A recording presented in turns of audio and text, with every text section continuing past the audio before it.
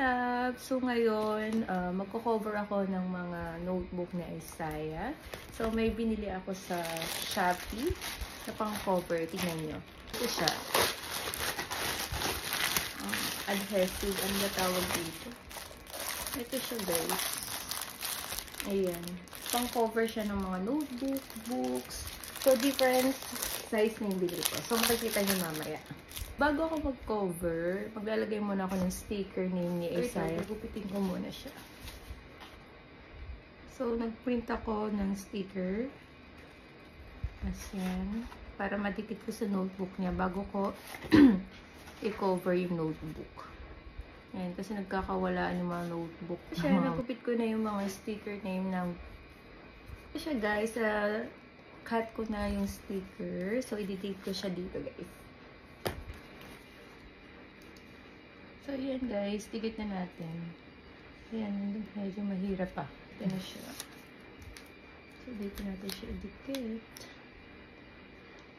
Siguro dito.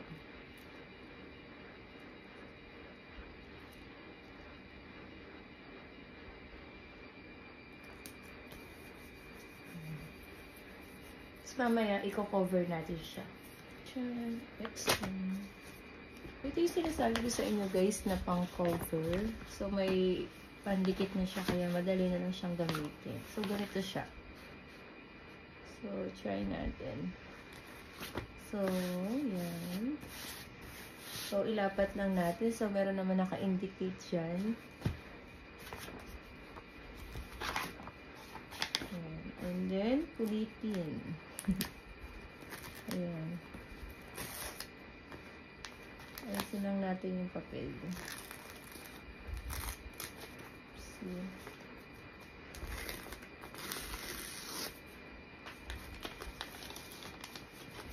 Pwede na siyang idikit. So, ganito. Ayan.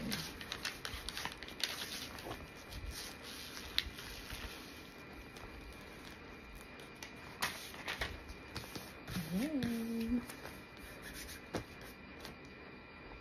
Ayan, ito na may sunod. So, sa likod naman guys. So, ganun lang din. Pupulitin itong papel na to. Ayan. Ayan, pwede nyo na rin idikit. Tapos, alisin nyo na ulit itong papel.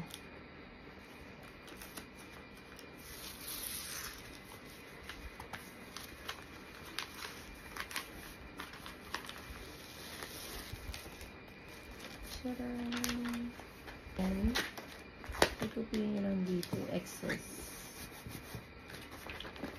Side by side. Diba? Mas madali na mag-cover ng mga notebooks and books. Ayan.